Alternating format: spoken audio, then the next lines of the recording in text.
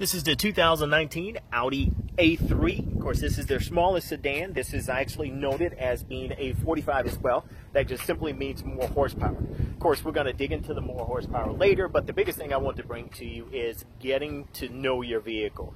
First thing you're going to do once you buy the vehicle is just hop in and drive it off. So one of the things I want to bring to you is to make that transition easier. So we're going to jump behind the wheel just as if you're driving off for the first time, and I'm going to show you everything that you're going to want to know regarding taking off in your vehicle and driving it over the next couple of days after purchase. So bear with me. We'll go ahead and jump behind the wheel and prepare you to drive your vehicle. First things first, vehicle is locked. So all we're going to do is walk up to it with the key because it has the keyless entry. We're just going to put our hand inside. Now you can hear, I'm going to lock that one more time. And all I'm doing is touching the square, as you can see there. You can touch it with the back of your arm, back of your hand, or you can touch it with your finger. Does not matter. Vehicle's locked. Just going to put my hand inside. As soon as I put my hand inside, it unlocks, and then I can pull to hop into the vehicle. So once we're getting in, you can see everything on the side of the door here, simply meaning you have all four of your windows. You can push or pull to let them up or down. You have your window locks, your side mirrors. Audi is a little bit different. You can twist the knob here for the left. Zero simply means you can pull it one way or the other. Your mirrors aren't going to do anything because that's in a neutral position. You can twist to the right for your one on the right side. And of course, you're just moving it just like a joystick to alter your mirror. Now, once you have put it back in neutral position, in inclement or cold weather exactly, you have your heated mirrors, which are going to be here. All you're going to do is put it in a neutral position and then just simply press down to turn that on and off. Trunk remote's going to be on the bottom. Of course, preparing to drive your vehicle, unless you're putting something into the trunk, you particularly don't need that guy. Lock, unlock. Vehicle automatically locks itself once you take off in drive position, so you can program it to do so. You don't have to worry about locking and unlocking your doors. Of course, you've already unlocked it to get in. One little small tidbit, look right up top.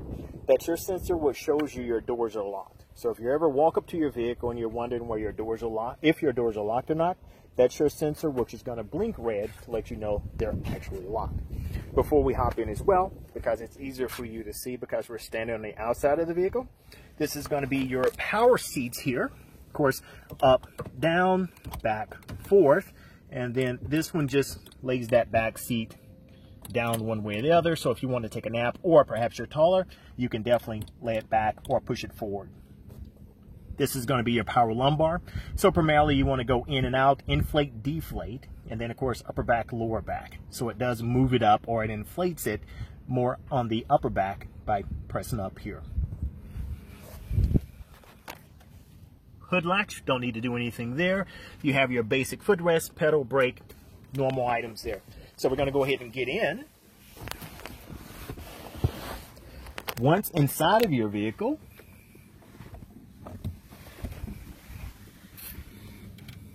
if you make it a habit of putting your lights in the automatic position, don't have to do anything there. Automatically they turn on or off. If it's going to be raining, of course you want to press the top here, so that gives you additional lighting up front, especially when it's inclement weather or it's foggy. It's primarily going to be the top one here. Bottom is going to be your front fog lamps. Now in addition to that, for illumination, primarily at night, you can just simply take and twist. That illuminates your interior lighting, such as your dash, so it's not too bright, so it doesn't blind you. Once you bounce up from there, of course, this is going to be your turn signal. Simply push up or down. That's your turn signal. If you want to turn on your bright lights, you can just simply take this guy, pull or push away from you. Very easily to do so. Once you roll into behind your wheel, first thing first, you want to go ahead and find your start-stop button. So for most cars, it's actually off to the right. Of course, with Audi, it's not there. So it's going to be center console to the left. You have a gear shift. Push your foot on the brake, and you're simply going to take it and press down. That turns on your vehicle. Now, a couple of things actually happens. You can see your additional screen. For most people, they refer to that as a navigational screen, but here we won't. Simply because with Audi, that's just your informational screen, because not every A3 will come standard with navigation. So you do have that, which is actually going to expose itself once the vehicle's turned on. Everything else lights up. As you can see, If you have maintenance that's due, well, it tells you as soon as you turn your vehicle on, and then it goes out. So each and every time you turn your vehicle on, your maintenance light's going to come on. But that's exactly how behind your steering wheel will look. Of course, if you don't have the virtual cockpit, which in this one, not a standard item on the A3, so we do not. So I'm going to back out a little bit. You've already seen your turn signal, which is to the left of your wheel. On the very bottom of that, you have your cruise control, which you don't particularly need that unless you're going on a long distance drive. And keep in mind, just to set it, press the tip, and then you can go up or down, rather to accelerate or decelerate. And to cancel, just take it and push away. Rolling back up to your wheel. Everything you see, if you want the time, you can have your miles 4.1. I'd imagine that's like miles per gallon. Well, either way, it's insignificant. You can see the radio station, which you're listening to right up top, your miles, trip miles, temperature, and the fact that you're in park, which is simply the P there. Rolling back from your wheel, and this is just preparing you to drive. Now, if you look right around the corner here, you can see how much gas you have in the vehicle. The lit white lights are going to be your gas, and of course, once all of those evaporate or disappear, that simply means you're empty. So if you bounce back out from your wheel, the information you have on your display, that's what these two arrows are for. So all we're going to do is take it and roll. You can see next option is going to be my maintenance due, and from there it's going to be your audio, which is simply showing I'm in Sirius Satellite Radio, listen to the heat, station 46.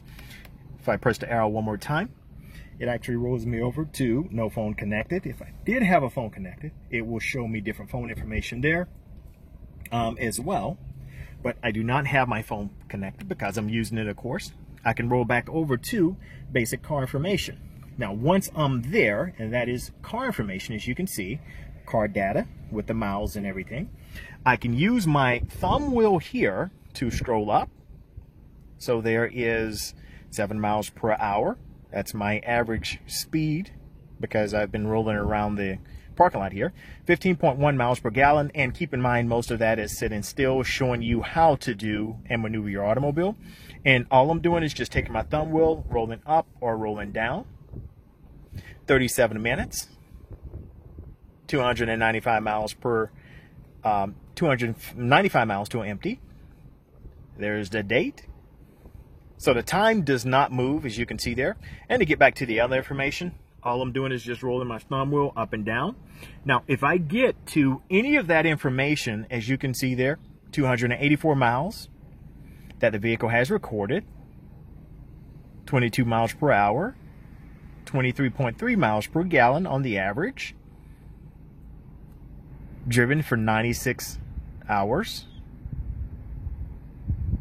or it's been running for 96 hours. Miles per gallon doesn't have that data yet. And anytime you want to do anything with that, you can just press and hold your button here. That resets my miles, my trip miles, and my information computer here. I can also reset my travel time. So all that has been reset simply by pressing and holding my thumb wheel here. Now, once I have that reset, I can come back up and change my radio station simply by using my thumb wheel, as you can see. Once I select the radio station I want, just take it and press your thumb wheel in again. The additional information here, that's your additional information box. Just press once, that takes you to your audio. Press again, that takes you into what you're listening to. So that gives you the option of changing from FM, AM presets, also going back to your additional regular source, which is the Sirius XM, the heat. On the bottom, that's just taking you back to where you were. So in other words, if I went back over and I was here, now I can go here if I wanted to go back. So if I went in a little bit more in depth, which I don't think there's anything that I can really go into to really want to go back out of. So let's just take a look. Yeah. So this button doesn't serve much of a purpose in this regard. If I go to the left side of the wheel, you can see my navigation, which this one doesn't have. Got to go ahead and press it so you can see exactly what that does. System not installed on the bottom. Now, what this does, it actually works twofold, because it shows you what you're in here. So it automatically takes you to your Audi Drive Select. Now your Audi Drive Select button is also here. But if you press the star, take a look at your center screen, takes you to your Audi Select on your upper center screen there, and you can select which drive you want. So it does serve two purposes. I'm going to go ahead and put it in dynamic. That's my favorite. Once you're in there, now remember, navigation serves no purpose at all because this one doesn't have navigation nor the virtual cockpit. If I come to the top here, I don't have my phone installed. So if I press the button once, you can take a look behind the wheel there, and it's taking me, showing me that my phone's not ready. So I don't have to worry from that standpoint. Voice control. Dial number. Telephone's not available because it's not connected. So the second thing I could do, of course, I can go back. This is simply the volume. So I can turn that up or down to adjust the volume. And then from there, I can also select. So I can do pause by pressing it in, and then I can control the volume simply by going up and down. And keep in mind, when I scroll it up for the volume, it automatically takes me out of mute. From the right side of the wheel, you can see the windshield wipers. And a big key here in preparing to drive your vehicle, especially if it's about to rain, all you have to do is take your gear shift here. Automatic, it should automatically be in because most people will leave it in automatic, but if you want it to turn off your automatic sensing windshield wipers, just take it and pull down. That turns it off. If you want it to wipe once, as you can see, directions are here. Pull down additionally. So now it's off. To put it in automatic mode, just take it and press up. So now it's automatically going to turn on the windshield wipers when it starts to rain or the windshield gets wet. Quick note as well, moving over to your vents, you could twist all day long. Serves no purpose. If you wanted to close your vents, just take it and twist here. That automatically closes those vents. But we want to go ahead and open those, so we can open those back up. A couple of things you need to be aware of. One, Drive Select, which simply goes into the drive mode you want. So I'm going to press once. Comfort, automatic, dynamic, or individual. If I go back down, you can turn your automatic start-stop off. Automatic start-stop simply says when the engine comes to a complete stop, engine shuts off. If you don't want that to happen, just take it and press that once, turns it off. Parking sensors, from parking too close, such as being in reverse, you can hear the beep as I'm getting closer, which I'm already beyond the parking block, as you can see there, so it's not going to beep at me. But if you don't want it to beep when you're backing up or moving forward to gauge how close you are parking to something, yeah, you can just take it and press here to turn that sound off. Traction control automatically comes on each and every time you turn your vehicle on, so nothing you can really do there when driving your vehicle. If you don't want your display displayed, or perhaps it's too bright and it's at night, take it and press once, and it turns it out. So you don't have to worry about it there again being too bright at all. Press again, and it's back on. Passenger side airbags automatically going to turn on, especially if a passenger sits over there. If there's no passenger, it automatically turns off. You do have a USB port you can plug in your phone to charge, but this one also has your mobile phone device. Now, Audi has a special name for it. Can't recall that name right now, but you can lay your phone there and it automatically charges. So you don't have to pick it up or whatsoever to charge it. But at the same time, you don't have to plug it in either. There's an auxiliary port. There's a 12 volt, just in case you wish to charge it that way. On your air conditioner here, quite simple. You can see your heated seats, which are off to the side. You can set automatic, controlling your temperature. And as you can see, this is dual climate control.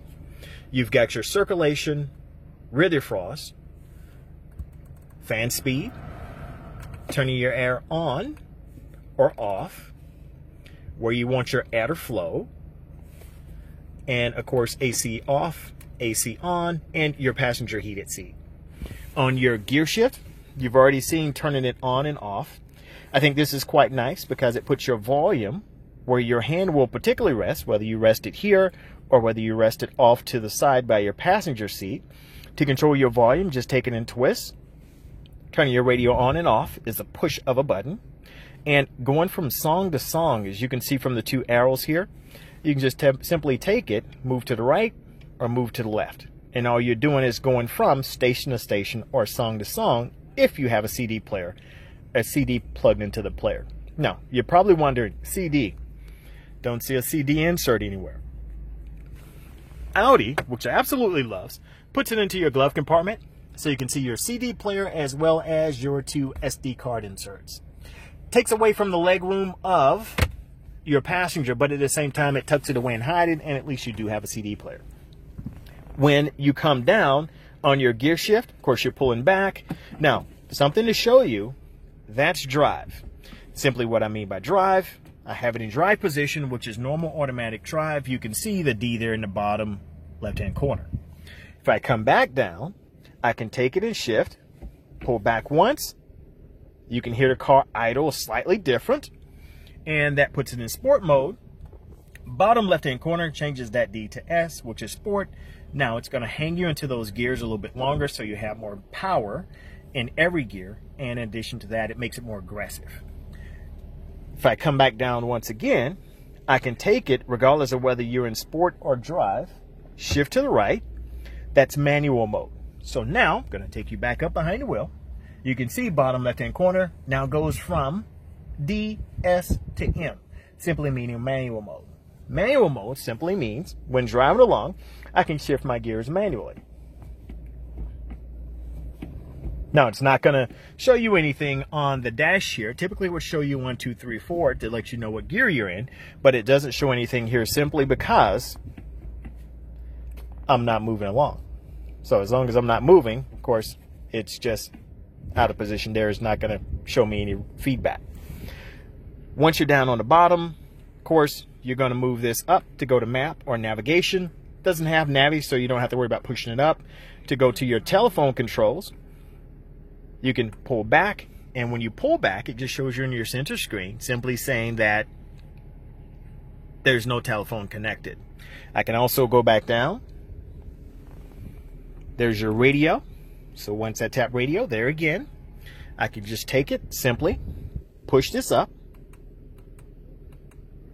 And as I do so, AM, FM, Sirius Satellite Radio, presets. So I'm going to go back to Sirius Satellite Radio. I can also come to media. Now, what does media mean? And I'm just pulling back to go to media. Media simply means there's your Bluetooth,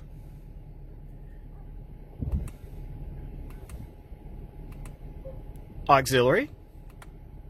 So that just gives me an opportunity to go through and select which one I want. You can see Bluetooth, you can see auxiliary as well, so you can choose among those. Also at the very bottom, now this is your joystick. And what I mean by joystick, all you're doing is simply controlling the information you see on your center screen. Now, what can your joystick do? You can press down to select. You can bump right or left, back or forward.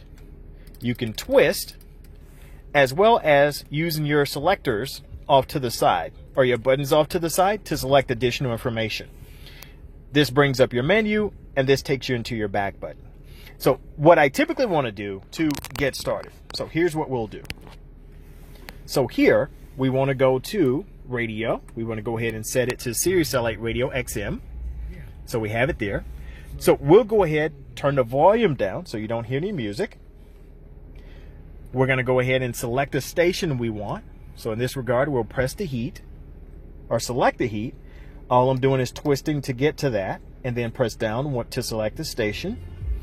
For any of your menu items, I can take it and press here. And that's just anything you want to control, which is your vehicle, sound, radio, media, telephone. You can twist when you have selected what you want to control or what you wish to change. Press down to select. Emergency parking brake, of course, if it's lit in red, that's on, simply by pulling up. To take out of or disengage the emergency brake, you want to put your foot on the brake and just simply take your button or the tip and press down. So if the light's not glowing, your emergency brake's not on. Outside of that, I'll take you back up, because compass is automatically going to come on. Of course, your power sunroof, which is going to be here. I already have that open, which is very nice. I wouldn't call it a panoramic, it's just your basic roof. But yeah, so we have that open, and from here, it's daylight outside. So we're ready to take off. Once you have it in drive, I actually like it in sport. I have my drive selector set, dynamic, ready to roll.